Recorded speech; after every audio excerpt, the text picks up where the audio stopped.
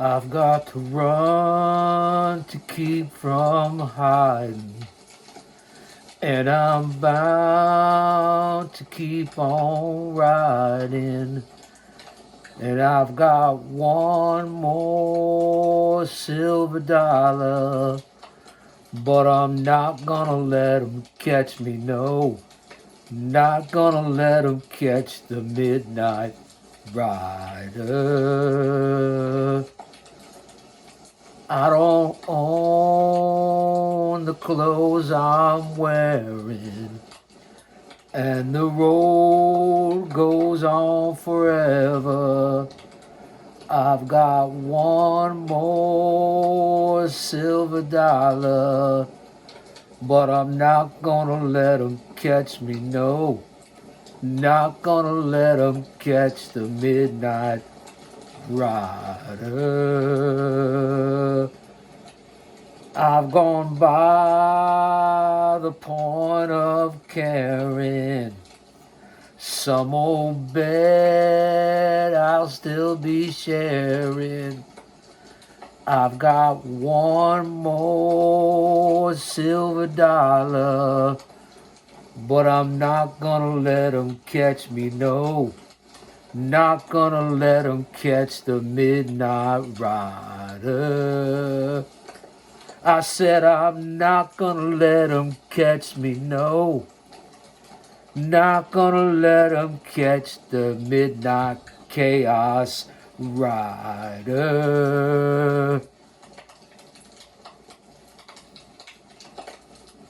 Welcome back to Guardian of Chaos, the YouTube channel for Chaos Corner. I am the Midnight Chaos Rider for Big Daddy, who's on hiatus until an appeal goes through with YouTube. And this is for you, YouTube. No offense. So I'll be here for story time and as a temporary host on the channel until these issues have been cleared up by you, YouTube. I've flown all the way in from Los Angeles. I am akin to Big Daddy, the GOC. I consider it an honor to sit in and host his channel. He hasn't been on in almost 2 weeks, but he is here in the shadows. And the reason why he brought me on is because some people say we sound alike.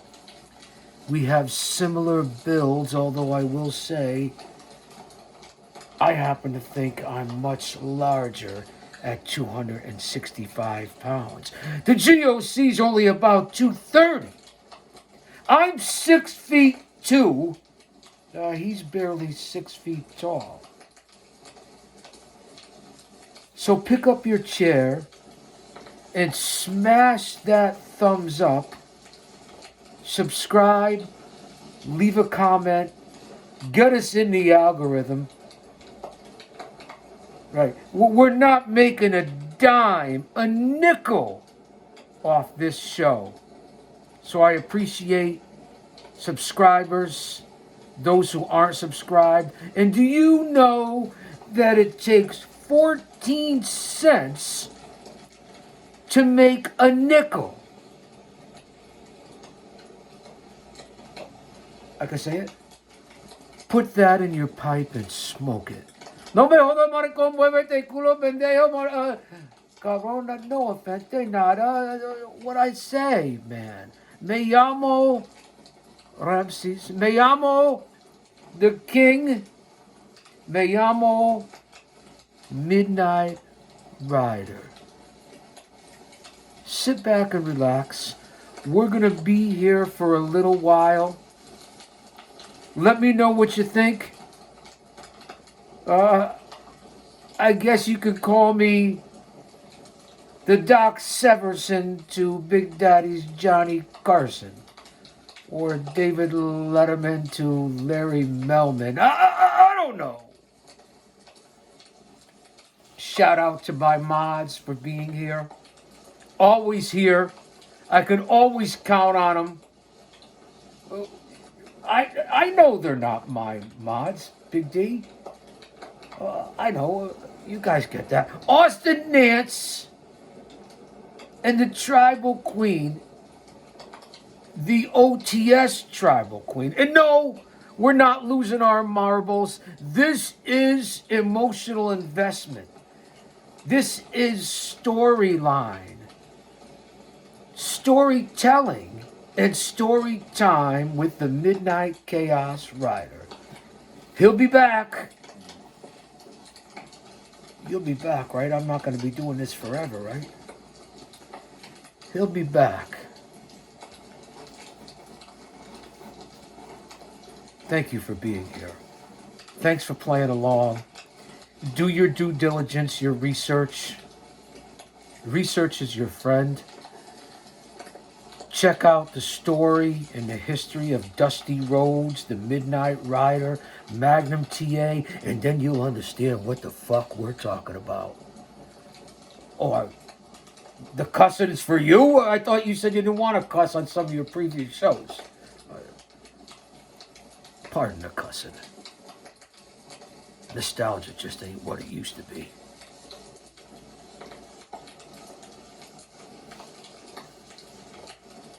I also want you guys to let me know, guys and gals, to let me know what you think of the certain hoods, masks, and the tradition of the luchador, the Midnight Rider, the gold of yesterday, the silver of today, and if you know your lucha libre, you'll know who they are.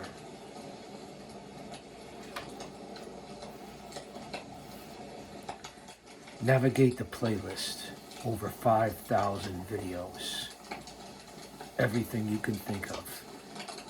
We're coming up on show number 550 here on the channel. Yes, this isn't a podcast, it's a show, I've been reminded.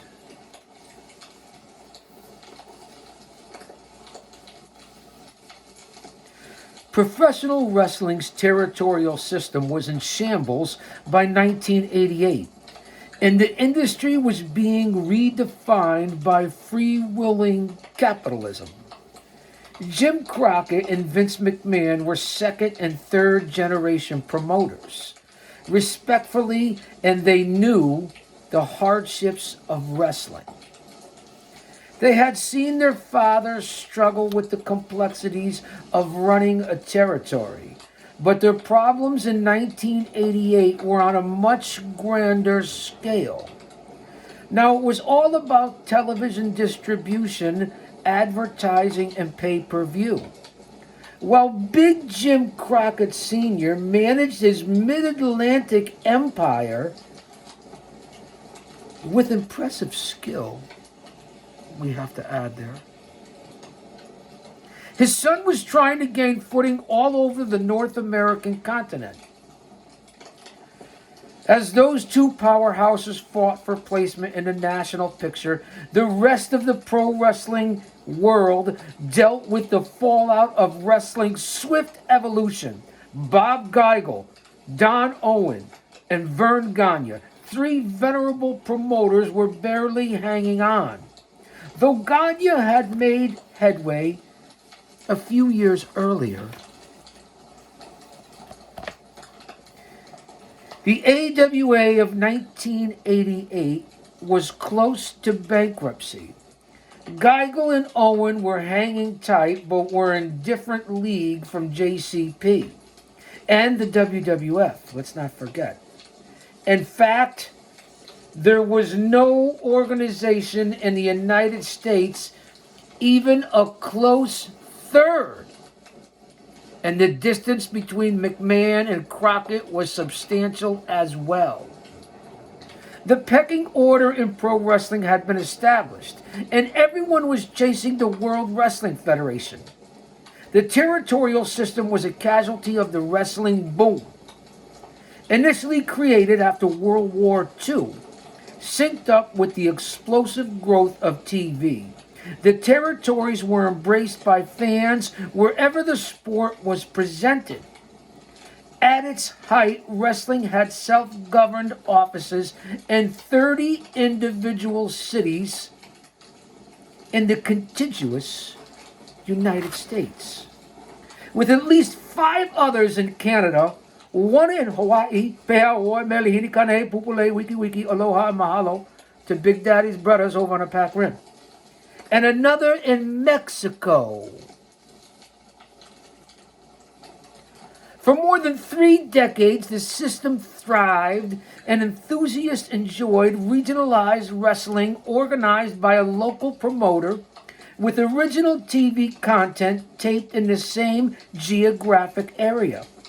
Fans saw quality matches featuring talented wrestlers, and when one grappler had worn out his welcome, he left for another territory and was replaced by someone new. Touring NWA, AWA, and WWF champions were a welcome sight, and the connection to a much wider organization made the territory system even more special. Just as kids were growing up with Hulk Hogan, millions of fans of age during the halcyon days of the territories and mourned their loss. In the wake of an aggressive organization with national aspirations, promoters also hurt themselves in many cases by pushing over the hill local favorites and worn-out acts while failing to protect valuable young talent. That's where McMahon did take advantage of his ill-equipped rivals. And the WWF scored top wrestlers from all over the map, starting with Hulk Hogan and continuing with Roddy Piper, Randy Savage, Jake Roberts, and Ted DiBiase. Without the stars he took from other outside regions, the WWF would have struggled to achieve a fraction of what it did. Stay with me, Big Daddy says. Stay with me. Stay with me. You gotta remember, guys and gals, I've been wearing this for days.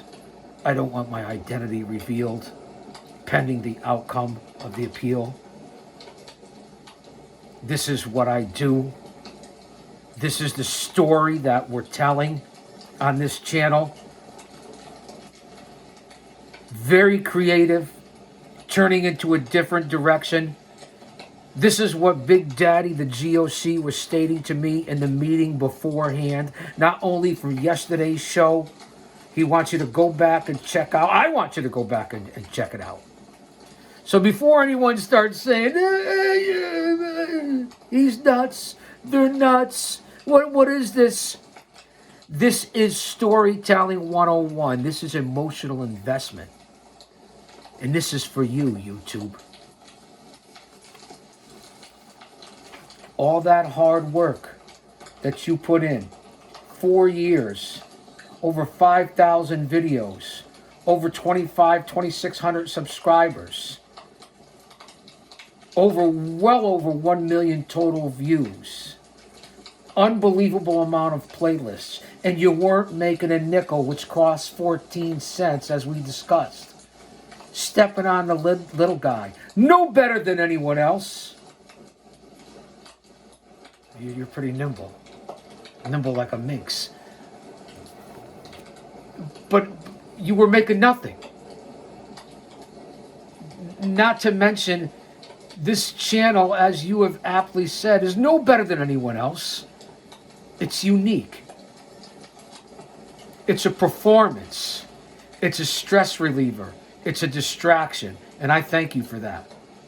And I know you are one man, unique, unedited, unscripted, raw dog for you, the fans.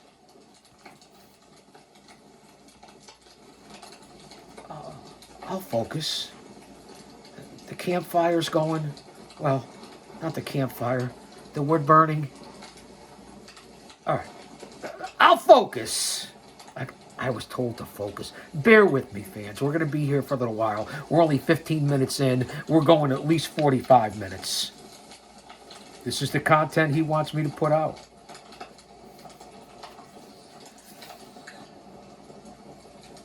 Not counting the JCP affiliated members, the NWA only had one stateside affiliate left in 1988, and that was Don Owen.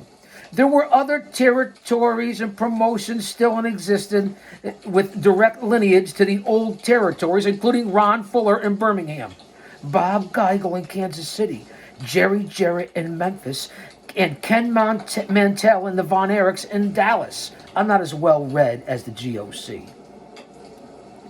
These survivors were doing what needed to be done to maintain their operations, but insofar as current business went, there was very little to no correlation. It's an interesting story. The end of an era. Really. So you're better off when you walked in here. No? Well, how does it go? So you're better off when you walked out of here than when you walked in here. So you can hold a conversation wherever you go. The next venue, your next party, the pub, the tavern, a restaurant, hanging out with your friends. So you know what the fuck you're talking about.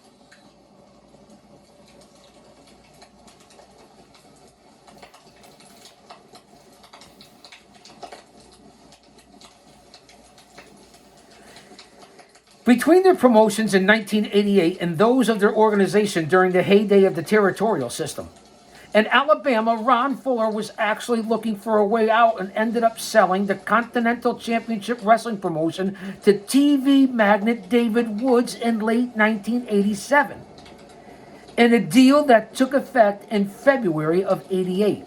Woods was owner and president of WCOV 20 in Montgomery, and he assured control of CCW's interests in Alabama and Florida. He changed the name of the promotion to the Continental Wrestling Federation and hired Hot Stuff Eddie Gilbert away from Memphis to be his booker. Fuller then launched a Knoxville-based group, USA Championship Wrestling, which ran shows at the Knoxville Civic Center, and the two organizations split talent. On April 1st, 1988, the Mongolian Stomper, a.k.a. Archie Goldie, beat the Bullet Bob Armstrong to capture the initial USA Championship Wrestling heavyweight crown. Naturally, the Bullet won the belt in a May rematch, and the popular strongman Doug Furness won the title in a tournament 2 months later. However, the promotion ran into trouble and closed up in August, with remnants sold to Woods. The CWF, even with Dr. Tom Pritchard, Wendell Cooley, Tony Anthony, and the Armstrongs, was unable to sustain business and folded in November 1989. I feel like I'm watching a ping pong game, Big Daddy. Take out your notebooks, he said. Well, I'm saying it too. Take out your notebooks. Remember, we're telling the story. I am the Midnight Chaos Rider. Here, taking over and co-hosting as Big Daddy is under a current leave of absence pending the appeal against YouTube. A lot of things going on here at Chaos headquarters. So I'm fortunate to be able to get away from my duties in Los Angeles, the city of angels, to be here. And then plus I have to be down legally in Mexico next month, so I'm hoping this doesn't go on too long. Although we appreciate you guys. Pay attention to the story. This is storytelling. If you like storytelling, watching movies, pro wrestling, storylines, long-term booking, you know your history, Dusty Rhodes, the Midnight Rider, so on and so forth, Magnum TA, then you'll understand what the fuck we're doing right here. It's entertainment. It's an extravaganza, a bonanza. We don't want to do this in two parts. I got to get going here. Smartly, though, in the midst of his run, Woods tried to solidify ties to other promoters in an attempt to open talent-sharing lanes. He attended a special meeting at the Dallas airport in June of 1988 to discuss the possibilities of a wider cooperative with Jerry Jarrett, Ken Mantell, and others, but the conference didn't prove fruitful. Barry Owen was also at the meeting representing his father. The Portland promotion had always relied on talent trading, a hallmark of the NWA. But with the limited member structure of the alliance, there wasn't much left to share. During the May 7th, 1988 edition of World Championship Wrestling on WTBS, commentators took a moment to say hello to Don Owen, putting him over as one of the great longtime promoters of the NWA. In addition, they hyped the show he had that night at the Portland Sports Arena and wished him all the best. Very nice.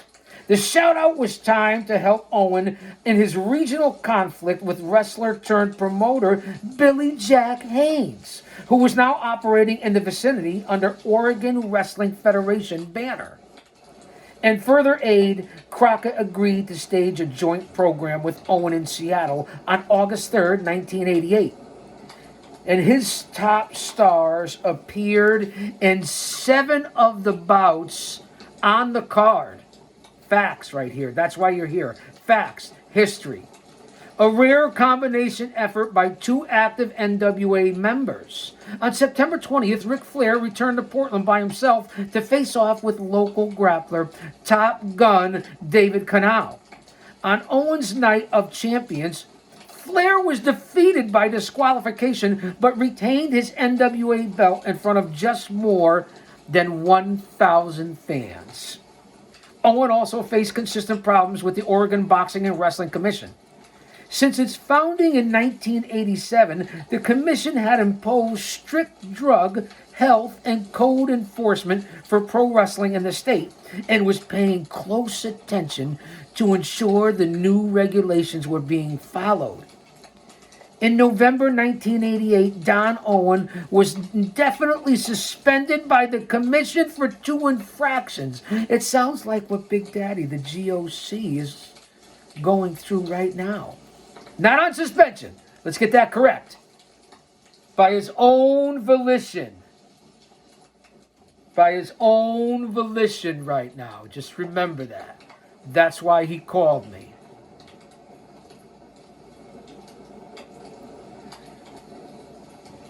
For one, he hadn't fully complied with orders to implement metal barriers along the path between the ring and backstage area for his shows.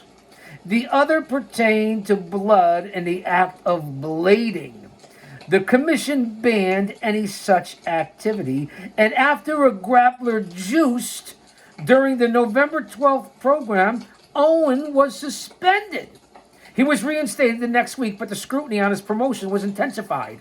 Another indie group, Pacific Coast Championship Wrestling, also tried to jumpstart their organization in 1988. And the promoter, Mel Saraceno, made it clear he had no animosity toward Owen. I've been watching Don Owen production for 30 years, he told the Portland Oregonian. I have nothing but the utmost respect and admiration for him. I don't want to sound goofy about it, but I've sort of idolized him. Owen once steadfast in his ways and known for his fairness. But when his gates decreased, he had to lower payouts to his employees. To that point, he'd survived where 99% of his contemporaries had failed and made it into the 1990s as an active promoter. On December 28, 1991, his television outlet, KPTV 12, canceled Portland Wrestling because of dismal ratings and inflated studio costs. and Owens Promotion had no TV outlet for the first time since the early 1950s. He told the Oregonian, economic bad times, that's all there is to it. Hard times.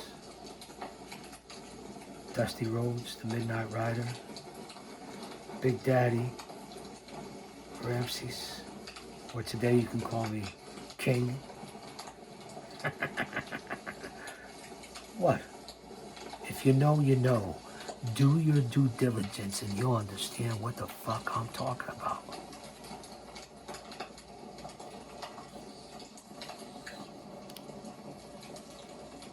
I apologize for the cussing. What's going on here? I'm not giving anything away. You guys are with me. You get it, right?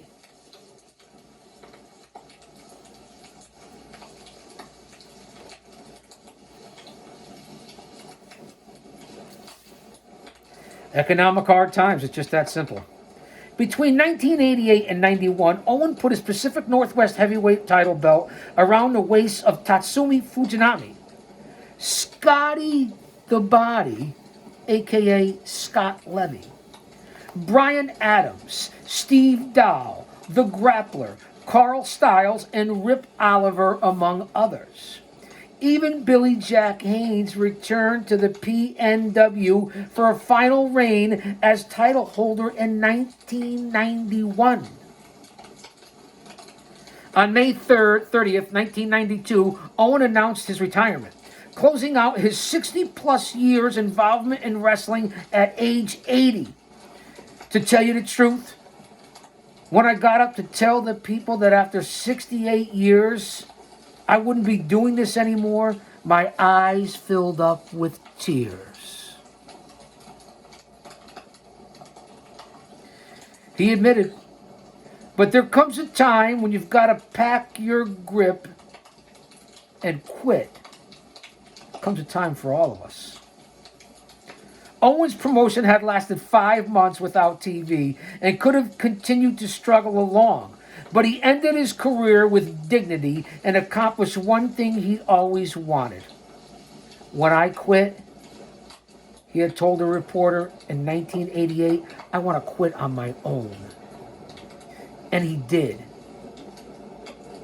Very impressive. Not many people know when to do it or get to do it their own way. Owen was the longest running promoter and NWA member from the old territorial days to finally call it a career, and his decision marked the end of an era. Now, Central States promoter Bob Geigel didn't stick with the NWA as Owen did, serving his connection to the organization in late 1987. Subsequently, he founded the World Wrestling Alliance, an independent group headquartered in Kansas City. Independent pro wrestling, the backbone of this fucking industry, of this fucking business. Okay. You were going to be quick on that one. We both apologize for the cussing. But YouTube, that's for you. I know you're watching. And you know that I know that you're watching. He knows too because he's watching. I got to run to keep from hiding. Not gonna let him catch me, no. Not gonna let him catch the Midnight Rider.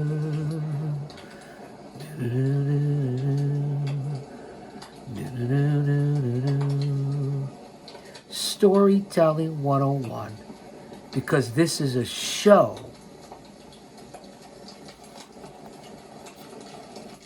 The WWA crowned an inaugural World Heavyweight Champion on January 23, 1988, and a local grappler, Mike George from St. Joseph, beat Dick Slater in a tournament final to become the first title holder. Geigel took Ken Mantell up on his offer to collaborate and saw wrestlers from Dallas, including Kerry Von Erich and Chris Adams. On July 16, 1988, George and Von Erich wrestled to a double countout in a title versus title belt. Despite the name talent, crowds remained less than impressive at the Memorial Hall in Kansas City. Later in 1988, Geigel reestablished his working relationship with Verne Gagne and brought in grapplers from the AWA as well. Shohei Giant Baba Konnichiwa bitches arigato from the Midnight Rider San of All Japan. He coordinated an extraordinary television taping stacked with talent in Kansas City with Geigel on February 2nd, 1989. The Funks, the British Bulldogs, the Rock and Roll Express, Jumbo Tsuruta, Stan Hansen, Tiger Mask, and other international celebrities were on the card, but it flopped at the box office. Only 300 people were in attendance. Geigel was forced to cancel several succeeding programs because of lackluster interest, and he eventually shuttered the WWA for good. Upon retirement, he took a job at the Woodlands Racetrack as a security guard and looked back upon his career with fondness. It was great for a long time, Geigel told a reporter. It was quite a ride. The Memphis World Class AWA Cooperative was seemingly a beneficial venture in 1988. Seemingly. Let's get this straight. Let's make sure we put out accurate information, because here you come to learn facts. And fans enjoyed a string of matches between AWA champion Jerry Lawler and World Class Championship Wrestling title holder Kerry Von Erich.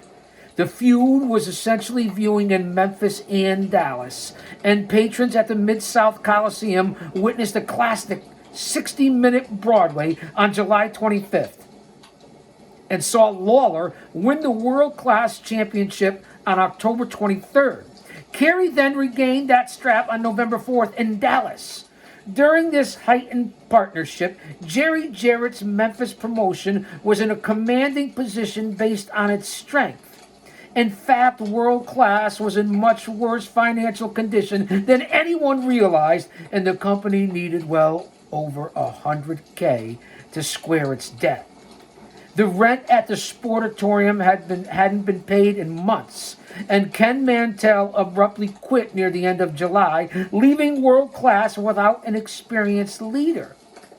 As good as Kevin and Kerry Von Erich were in the ring, they weren't businessmen, and they couldn't administer the Dallas office.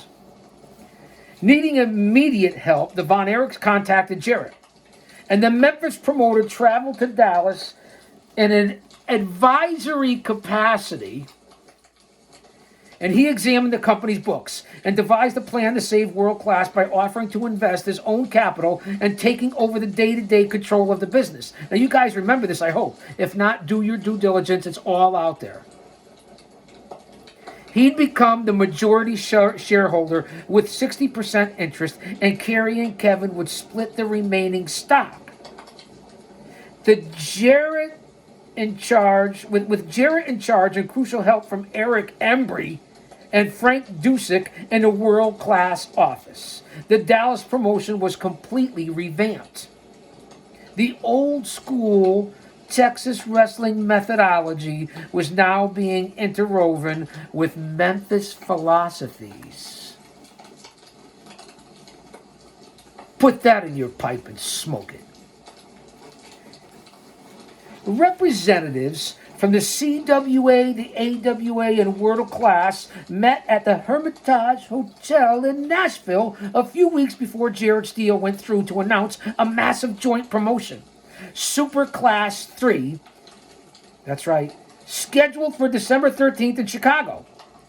At the press conference filmed in conjunction with an ESPN taping in Nashville on September 17th, where Jarrett, Kerry Von Erich, Jerry Lawler, Verne Gagne, AWA President Stanley Blackburn, and several other dignitaries. Super Clash was touted as the biggest event in wrestling history. And the CWF, PWOW, Japan, Don Owen and Bob Geigel were also said to be on board. Gagne admitted that putting the program together had been extremely difficult. Stand by.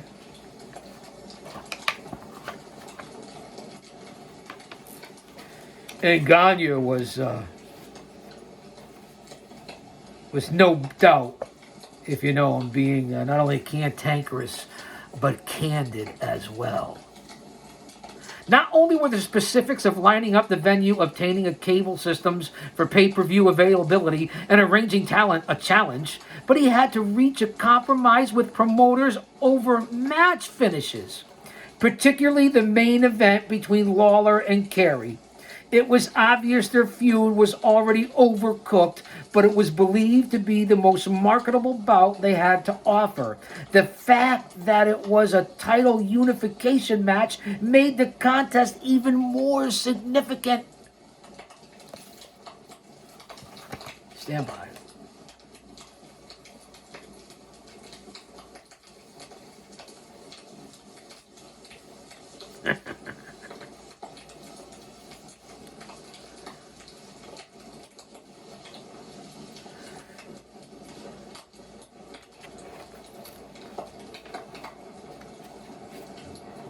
I just got out of the shower. It's the only time I take this off. The only time. That's why he called me. I've got to run to keep from hiding. And the road goes on forever. I've got one more silver dollar. But I'm not gonna let them catch me, no. Not gonna let them catch the midnight chaos rider.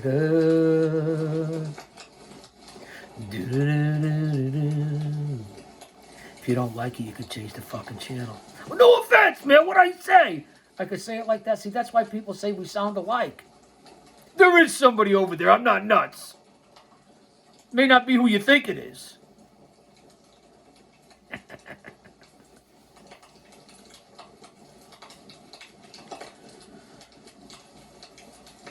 Super Clash, however, was an unmitigated disappointment.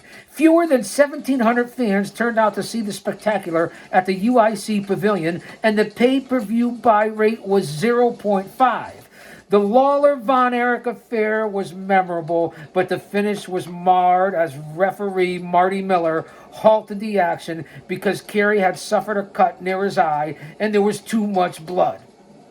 Kerry had appeared to be on his way to victory, but Miller stopped the bout in concern for the wrestler's safety. Lawler became double champion, holding both the AWA and the WCCW world title belts. But in the aftermath of the show, turmoil between Jarrett and Gagne caused an irreparable split, fracturing the CWA and AWA alliance forever. Takes on the dispute vary depending on the source and range from general mistrust to a failure to pay talent for Super Clash appearances. On January 20th, 1989, Gagne officially stripped Lawler of the AWA World Belt, but the King remained the unified World Heavyweight title holder in all regions controlled by Jarrett. The title lineage continued when Jarrett created the United States Wrestling Association later in 1989, encompassing both the now-defunct CWA and World Class. But World Class was revived in September 1990 by Kevin Von Erich after a falling out with Jarrett lasted a handful of months and went out of business for good.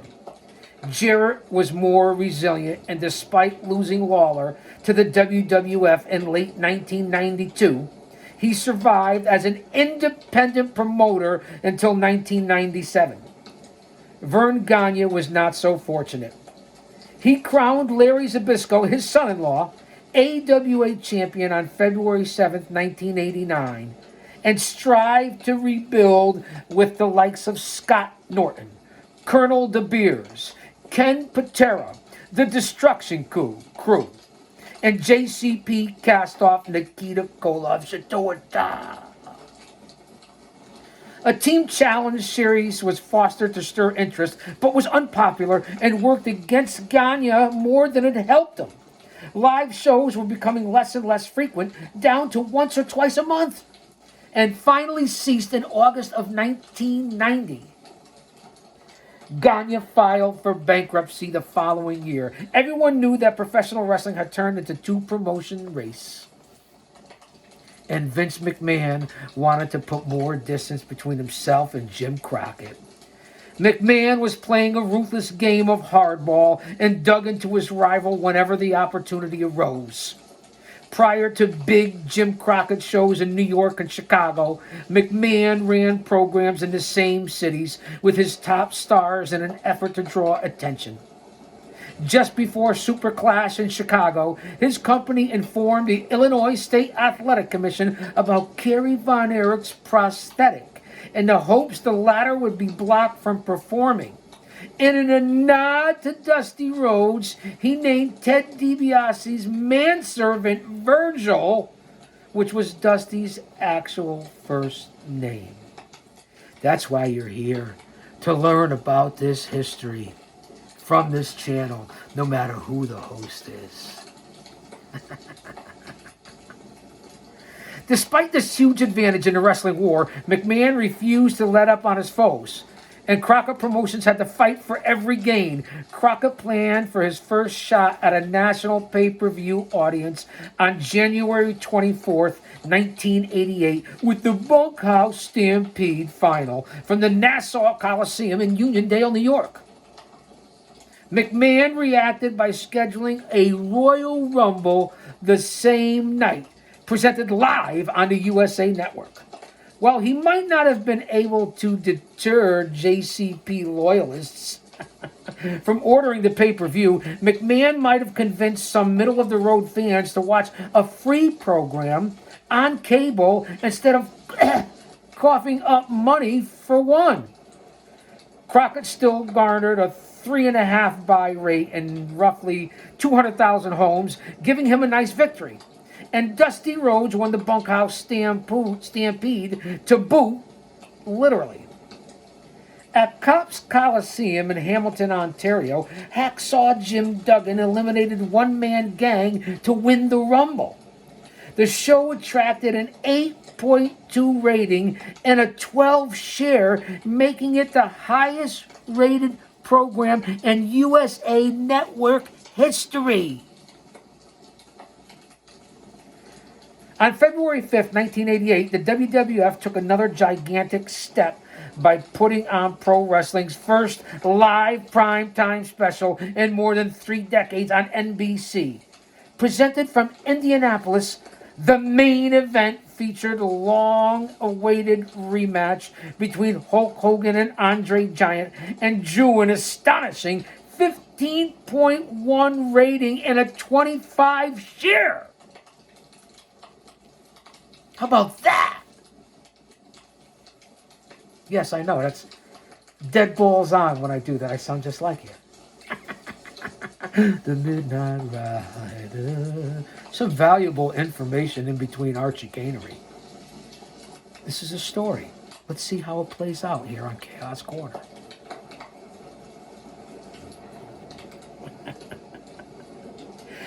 Andre pinned Hogan to end Hulk's 4-year reign as WWF champion and then sold the belt to Ted DiBiase. It was soon revealed that Earl Hebner, not assigned Dave Hebner, refereed the match, and he had refused to acknowledge when Hogan kicked out of Andre's pin attempt. Fans were shocked at the turn of events, and Hogan responded by tossing Earl Hebner from the ring. WWF President Jack Tunney vacated the championship and put it up for the winner of a huge 14-man tournament at WrestleMania on March 27th, 1988.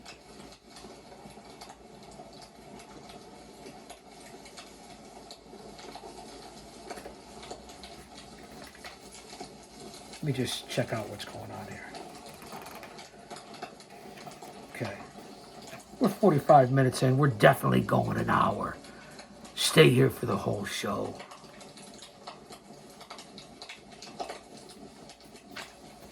I want to lose my space here. We have time, right? We have time, right? We have time. You guys got time? I got to adjust.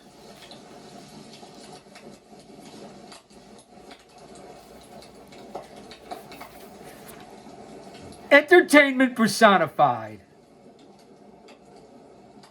On February 5th, 1988, the WWF took another gigantic step by putting on Pro Wrestling's Saturday night's main event. We talked about that.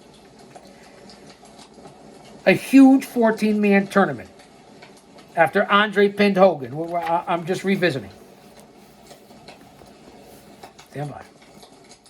Crockett fought fire with fire and booked the first ever Clash of the Champions for WTBS that same evening with a better lineup of matches.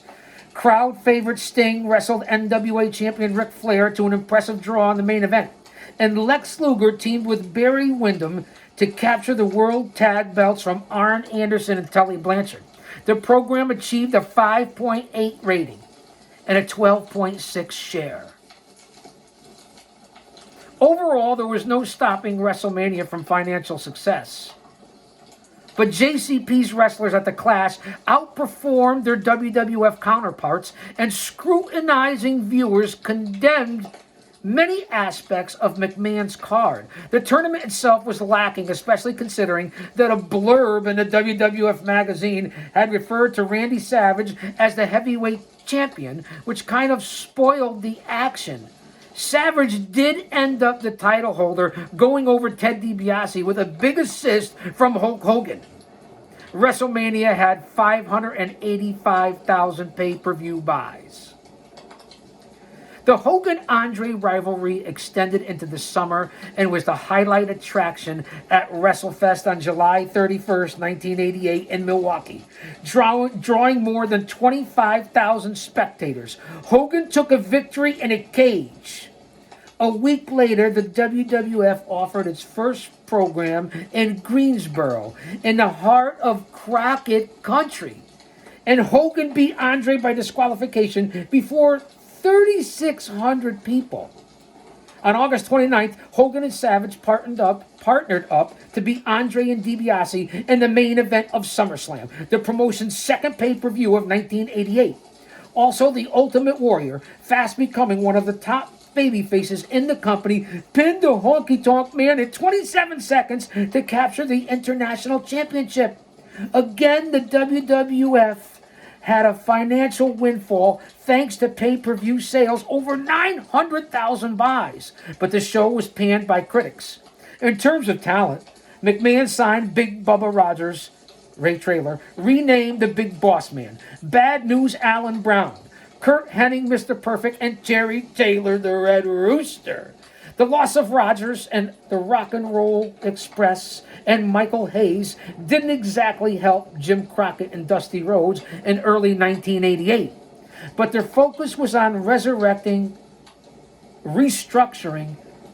a turnout.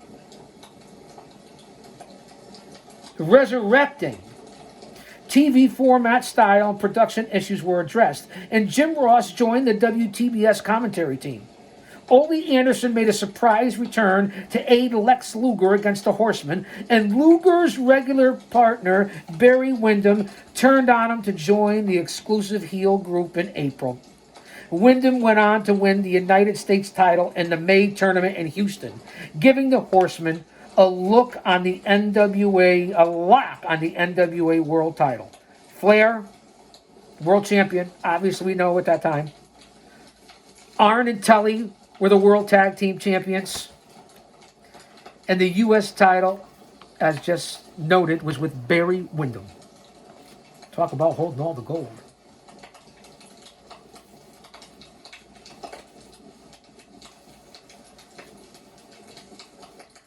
Luger found a new teammate in Sting, and the duo was victorious in the third Crockett Cup in April. Among the major feuds over the first part of 1988 were the Midnight Express, the Fantastics, the Road Warriors, the Powers of Pain, and of course Luger and Wyndham. On July 10th, 1988, a Great American Bash pay-per-view was held in Baltimore at the arena, and the match of the century, Flair versus Luger, was the headline. What a bunch of horse shit that was. As with Lawler Von Erich at Super Clash, their match was stopped after 23 minutes when the Maryland State Athletic Commissioner deemed Luger's blood loss to be too significant for him to continue, and Flair was declared the winner. And just like at Super Clash, Luger appeared to be moments away from winning the bout via submission with Flair in his torture rack. Fans were cheated out of a clean finish yet again, and those in the audience let Crockett promotion officials hear their displeasure. In another contest, a 3-level 10-man Tower of Doom. A battle occurred, and fan favorites, the Road Warriors, Jimmy and Ronnie Garvin, and Steve Williams, a.k.a., that's right, Stone Cold, no, wait. I know, I fucked up on that one. Steve Dr. Death Williams defeated Kevin Sullivan, Mike Rotunda, Ivan Koloff, Al Perez, and the Russian Assassin. Elsewhere on the Bash Tour, which stretched from June 26th to August 7th, a number of War Games matches took place around the country. From Charlotte to Inglewood, and the Horsemen were vanquished every time. Let that marinate. Thank you. Thank you, good sir. Thank you, boss man.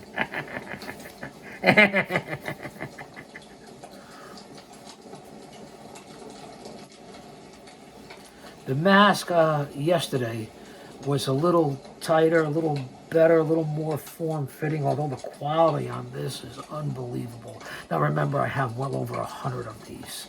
I've taken them here from Los Angeles, the City of Angels, so you'll be seeing different ones once we get through the rotation, depending on how long this lasts with Big Daddy.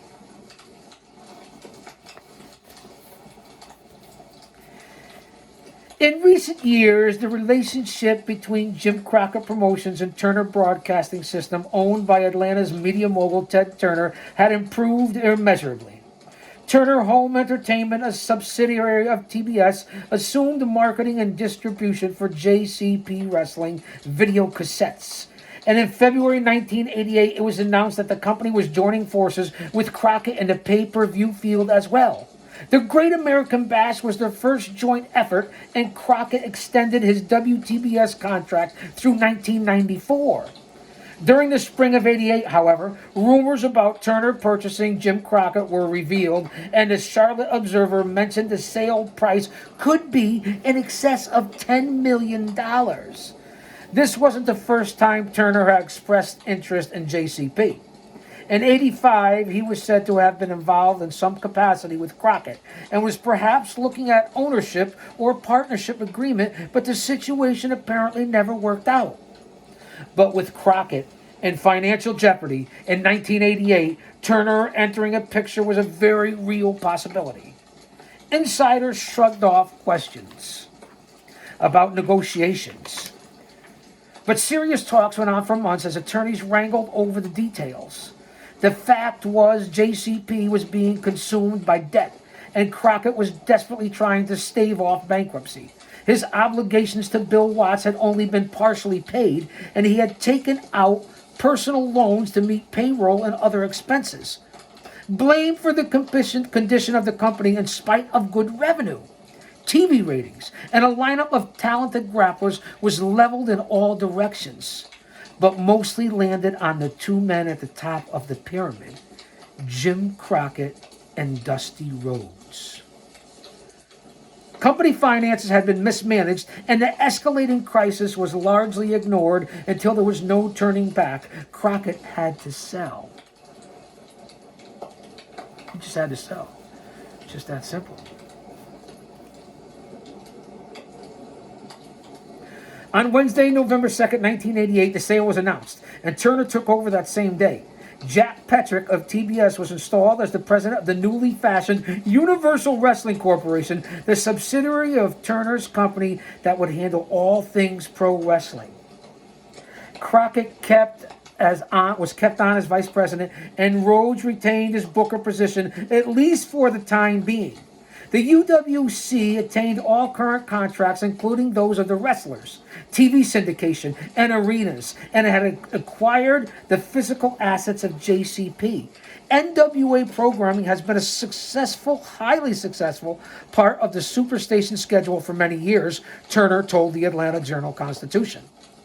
With formation of the Universal Wrestling Corp, TBS and Jim Crockett Promotions have combined resources to further expand the marketing efforts and scope of the NWA worldwide, Crockett added. The new company will ensure that Crockett Promotions Wrestling continues to grow and venture into areas which will give it expanded recognition and awareness. Although some publications claim Turner had bought the NWA, that was an incorrect statement.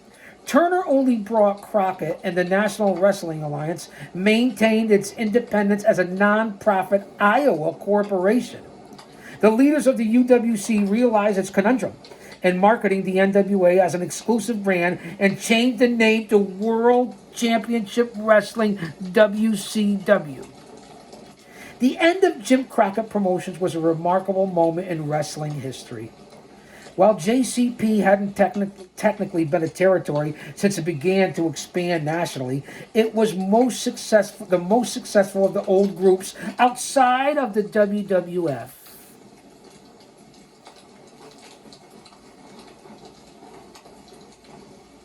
And it was an important symbol of opposition to Vince McMahon. And World Championship Wrestling would continue to give Mr. McMahon a run for his money going into what would be a new phase of the wrestling war.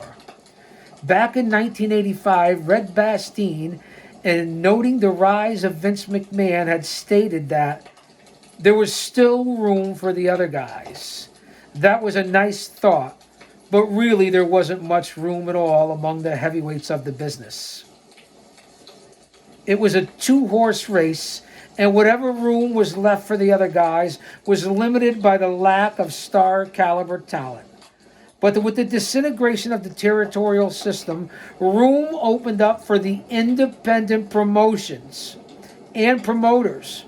These organizations interjected new concentrations, resourceful promoters,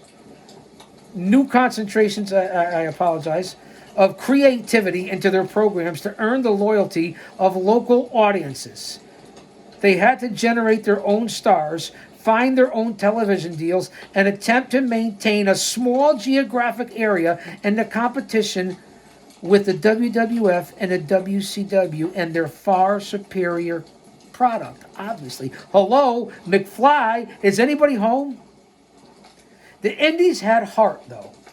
And the wrestlers, officials, and promoters loved the business at its purest level.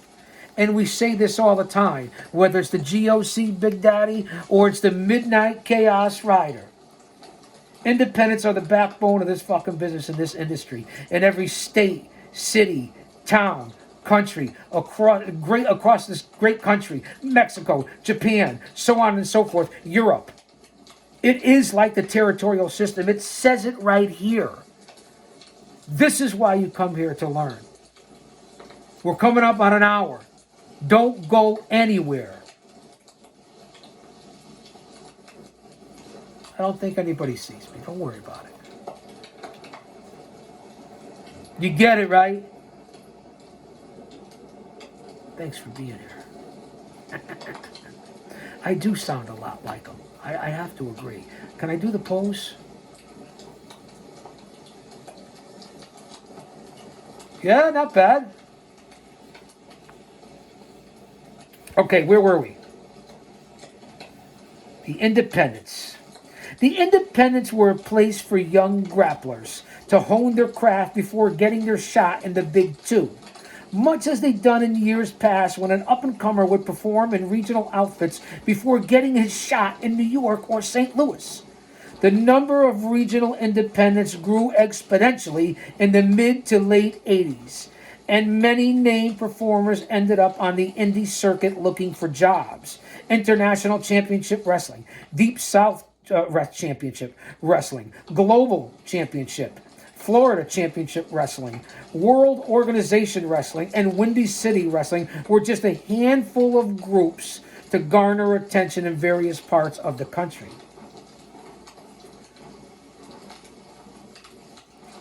Since the WWF took off, there are also a lot of little groups coming out of the woodwork every day, said John Ort, publisher of Wrestling Eye magazine.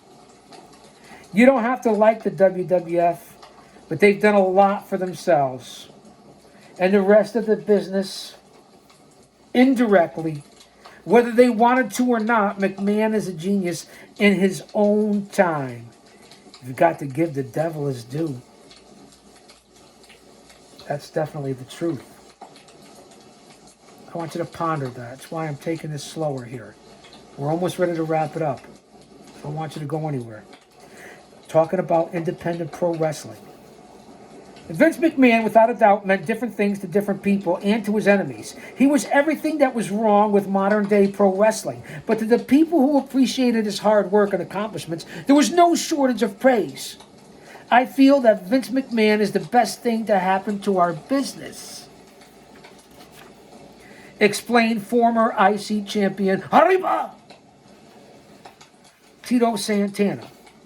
There's nobody better than him, Hall of Famer Freddie Blassie, a bunch of pencil neck geeks, said.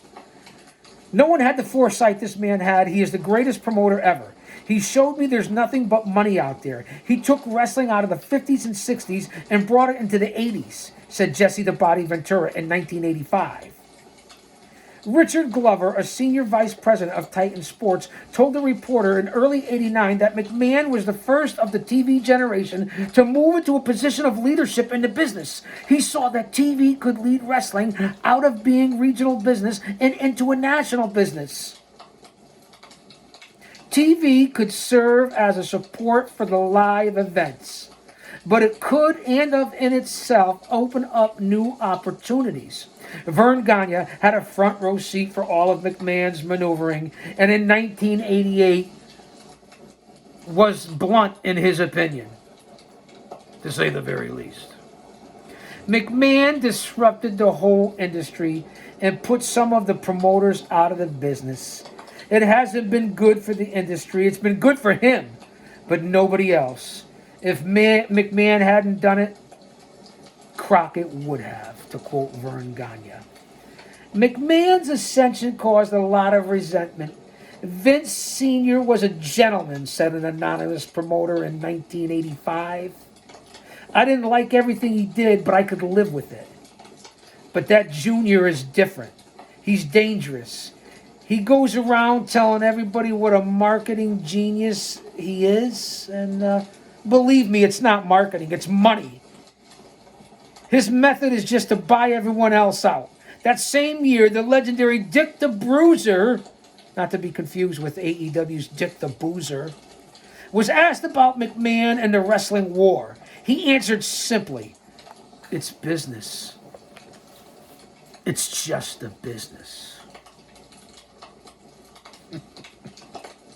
Dick the Boozer. More motivated, more organized, and better equipped than the old-timers, McMahon had invaded each territory one by one with aggressive business tactics and over time outgunned local promoters. And his opponents were not choir boys by any stretch. More often than not, they were hard-nosed former wrestlers who were not used to or susceptible to being pushed around. Truth be told, some of his rival promoters were certainly unscrupulous. Jim Ross, while attending a mid-1980s wrestling conference, overheard angry promoters seriously discussing a plot to kill McMahon. Years later, McMahon told Playboy, some of it was probably bravado from a pseudo-tough guy. Some of it was real. Revolutionizing a business wasn't always popular, and McMahon had a pretty clear-minded perspective about it. Motion detected at front camera.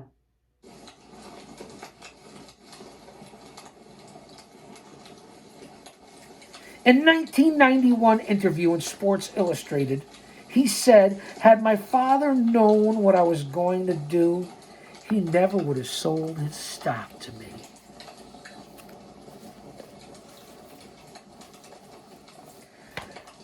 But as it turned out, McMahon did take over in 1982 and transformed the industry with annual revenue of more than $100 million, a national touring circuit, 250 plus stations in his syndicated TV network, and an immense pay-per-view following. The World Wrestling Federation stood towering above the rest. The wrestling war continued, but the playing field was perceptibly different, and longtime fans had the choice to accept or reject what the sport had become, which was entertainment. The territorial era in professional wrestling was officially over, and there was no way to turn back the clock of time. Or turn back the time on the clock, however you want to say it. And as we know now, on Netflix, $5 billion, supposedly a fake entertainment company promotion was bought out. Motion detected at front camera. I believe it was $5 billion. What are they getting from Saudi Arabia? $10 billion a year or $100 billion? I'm not sure. It's billions. So just think what it's turned into here on Storytime, on Chaos Corner, Guardian of Chaos, the YouTube channel, with the Midnight Rider, the Midnight Chaos Rider. And I'm very thankful that my cousin, my family, chose me to be here to take his place. Temporarily. We're a little over an hour in. El Guapo, El Grandpapa, do you want to come on and say something? Do you want to update everybody? I mean, what would you like to do here? Do you want me to, can I use the catchphrases? Austin, Jen, are you guys still here? He wants to know. I believe they are. Austin Nance is unbelievable. I use the phrase now. Thanks for being here. Much love and respect to you guys and gals, and we mean that from the bottom of my heart. Continue to follow this story on this channel. Do your due diligence in your research. I know most of you know. Dusty Rose, the Midnight Rider. Big Daddy, the Midnight Chaos Rider. That's our story here on the channel. Emotional investment. This is a show. And you're going to see changes in 2025 after YouTube literally crushed us. So I'm going to go out on this note. We'll say that to say this because we tell it like it is. Don't you dare miss it. I've got to run to keep from hiding. And I'm bound to keep on riding. I've got one more silver dollar, but I'm not gonna let 'em catch me, no. Not gonna let 'em catch the Midnight Rider.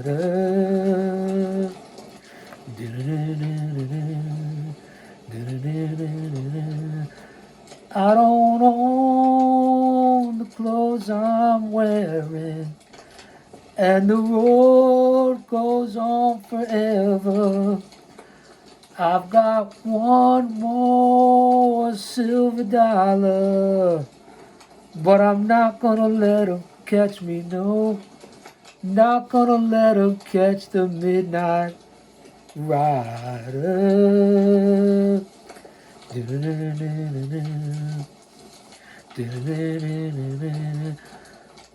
I've gone by the point of caring. Some old bed I'll soon be sharing. I got one more silver dollar, but I'm not gonna let 'em catch me, no. Not gonna let 'em catch the midnight rider.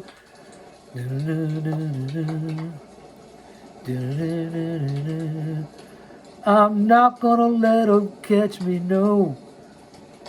Not gonna let 'em catch the midnight chaos rider.